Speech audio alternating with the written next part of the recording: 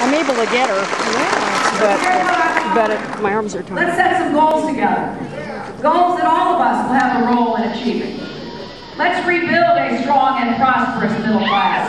And let's start by making this economy work again. Now we've got some real troubles we have to deal with. It didn't have to be this way, but it is.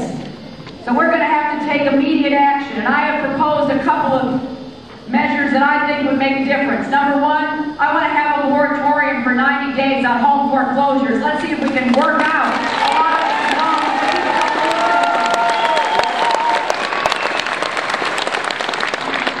I think we should freeze interest rates for 5 years because we're going to have a real disconnect. You've got the Federal Reserve dropping interest rates, home mortgage rates, which is going to affect more people, continuing to go up. That is a recipe for disaster because you'll have more and more foreclosures, you'll have more and more vacant homes in more and more neighborhoods, you'll have housing values decrease for everybody, even if you own your home free and clear.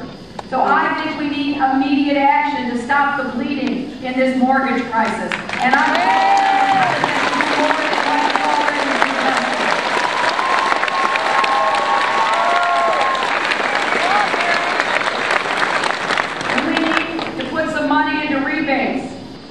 direct payments, not to the wealthy and the well-connected, but to the vast majority of Americans who haven't really realized the benefits of the Bush economic policy.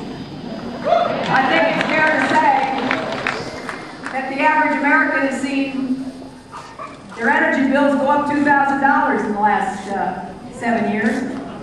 That's 3 times more than the average American got from tax cuts from George Bush. So it was kind of like one of those games, you know, that they play here in Reno, the casinos. You got to watch what's going on here. So we need to take action immediately. But then we've got to get smart about what we're going to do long term.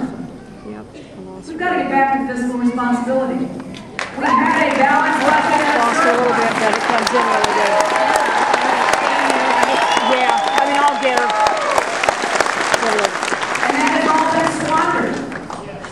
You know, it is heartbreaking that we went from a projected $5.6 trillion surplus to a $9 trillion debt. There she is. You know, my poor late father is turning over in his grave. A man who never borrowed a penny and thought that being conservative meant you didn't spend what you didn't have. And now we've got a $9 trillion debt. We owe money to everybody. We borrow money from the Chinese to buy oil from the Saudis. That is not a winning strategy for America. So we need to move back toward fiscal responsibility. Everything I have proposed for health care, education, energy, I'll tell you how I'm going to pay for it. Because I believe that we've got to discipline the federal government. You cannot let it continue this reckless spending. And we'll be able to recover some of the money that President Bush has obligated as we begin to wind down the war in Iraq. But we're going to have to be very careful to get us back on the right track. Because we do have some work to do to create an economy that is going to have more and more jobs with rising incomes. I think the best way for us to create those new jobs in America is through an exciting commitment to a new energy future. Clean, renewable energy.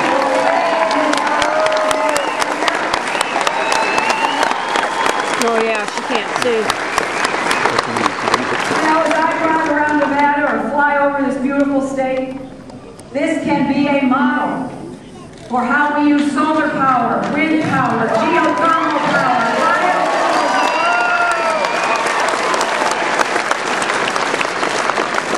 here's how we pay for it. Take the tax subsidies away from the oil and gas industry. They don't want to keep them.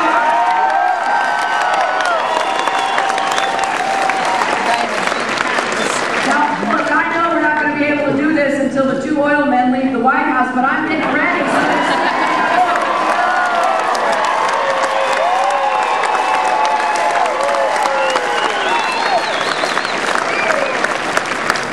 And we're also going to start being smart about health care. You know, the health care costs have doubled for most Americans. The number of uninsured keeps going up, but so does for what their doctors say they need. You know, I want to just ask, a show of hands, how many people know somebody who is uninsured? You raise your hands? Wow. Wow. Okay, let me ask you this. How many of you know somebody, maybe you yourself, who has insurance but has had to fight with an insurance company to get paid for what you needed done? See, we got two problems. It's not one problem, it's two problems. And it affects, I would say conservatively, 70, 75 million Americans. So here's what I want to do. I have proposed the American Health Choices Plan. And it's pretty simple. If you have insurance and you're happy with it, nothing changes. We're not going to disrupt anybody who has what they like. It's affordable, it's through your employer, through a labor union, through some other association. You keep it. But if you are uninsured or underinsured, we're going to give you some new choices. We're going to open up the Congressional Health Plan. Congress has a great plan for its staff, for federal employees. It has more than 250 choices. It has comprehensive health benefits, prevention, mental health, dental health, things that a lot of people don't have access to. And we're going to make it affordable.